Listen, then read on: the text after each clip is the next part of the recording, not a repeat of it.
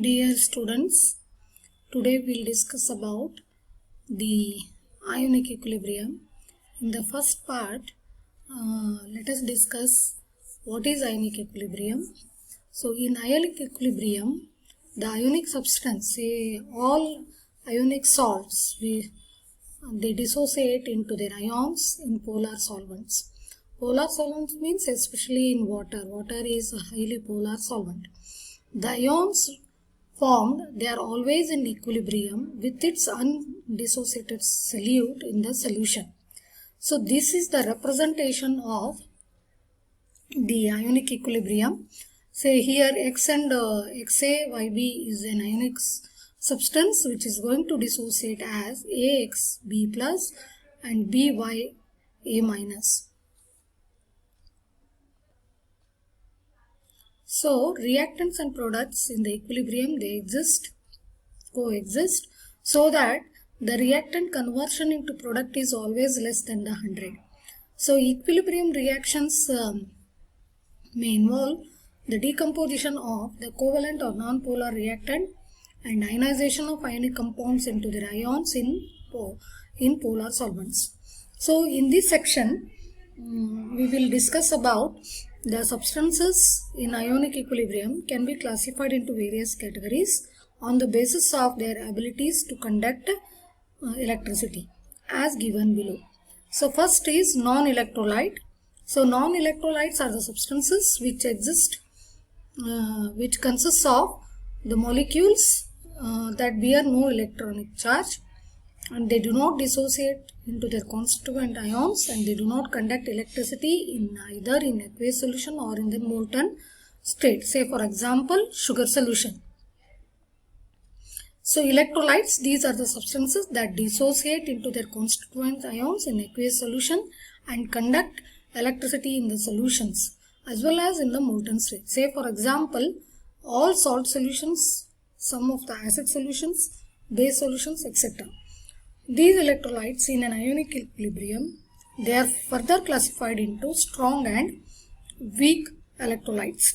So strong electrolytes are those substances which on dissociation in their ionic solution ionize completely, whereas weak electrolytes, their dissociation is partial and they are not going to ionize completely. Say for example, sodium chloride on complete ionization in aqueous solution gives sodium ions and chloride ions. So whereas acetic acid undergoes partial ionization and into some amount of acetate ions and hydrogen ions. So in case of strong electrolyte, the dissociation reactions is to be complete. That is the forward, they are moving in the forward direction, whereas in case of weak electrolyte, the reaction is said to be reversible in nature.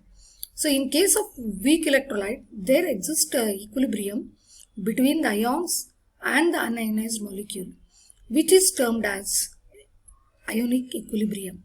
So today in this session, we are going to discuss about the following. So it is very necessary to know that what fraction of the total initial amount of the reactants are converted into products in the equilibrium. So the fraction of the initial molecule that are converted into product at equilibrium is called as degree of dissociation or ionization.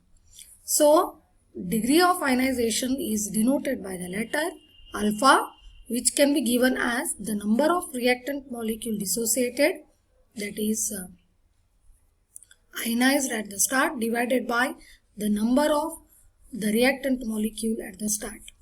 So degree of dissociation in an ionic equilibrium can be expressed in terms of percentage, so which can be given as alpha. So the number of reactant molecule dissociated or ionized at the start divided by number of reactant molecule at the start into 100.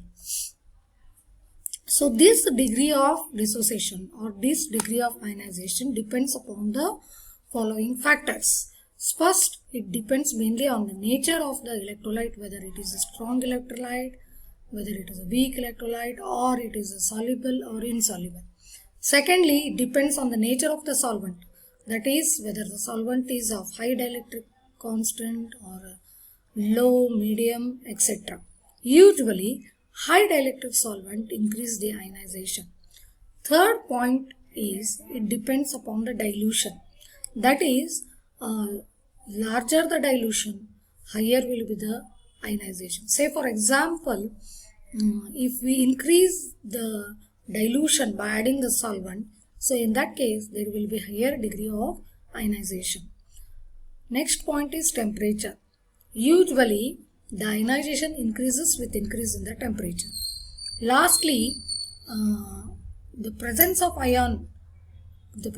common ions, usually they decrease the ionization of the weak electrolyte, which we are going to discuss in terms of common ion effect later.